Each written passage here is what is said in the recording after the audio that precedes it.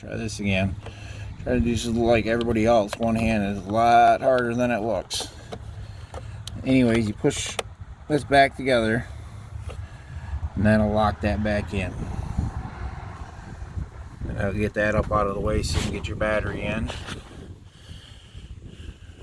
But what I did is, like I showed in the other previous video, I didn't cut this wire that I ran up there. I just stripped it and put it under the ground that goes to the battery tray. And then I ran it up to the fender here and did another chassis ground. I also had, when I tested my wires and everything, I had, these are 213 millimeters or a ½ inch to get the light assembly out. And then for this marker light here, what it is there's a pin down here that goes in that little grommet. Another one up here in assembly, or the headlight assembly bracket. You can't figure out, and then there's another one you see down here. What it does is, let's see if I can get all these lined up. Try to get all this in the frame here for you guys. Alright. Apologize for being off frame. All it does is push back in. It's locked in there, you can't get it out. Now what you got to do is, or if you ever got to change the bulb, try to get it down in here to see.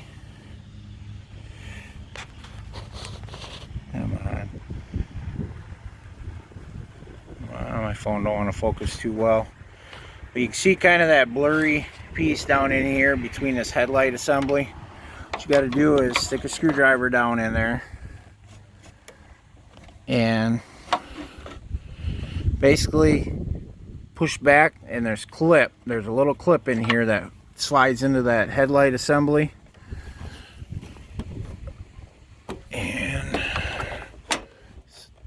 try to do this one hand again here.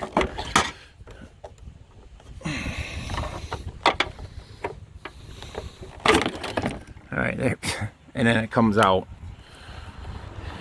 Basically, you're just trying to release that clip in that headlight assembly.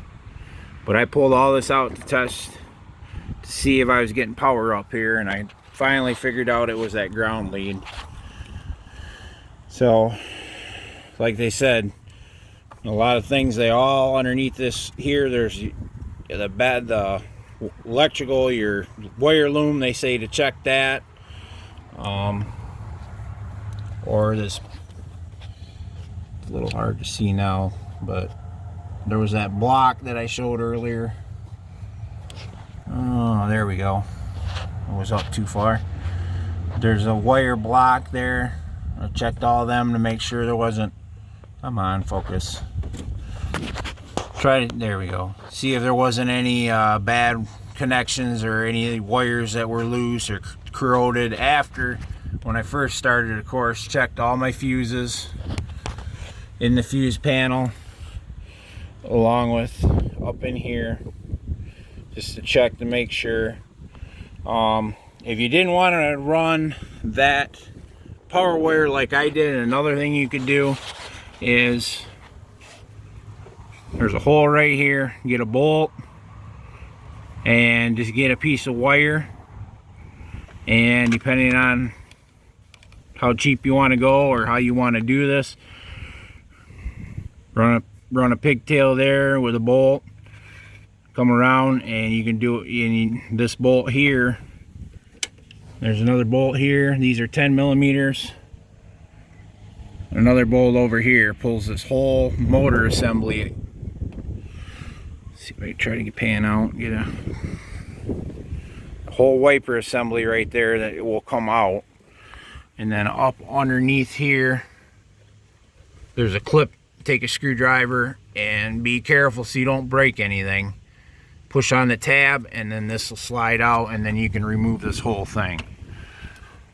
But all this ended up was originally thought that the wiper motor went out, and after figuring out that it wasn't that, all it was a ground.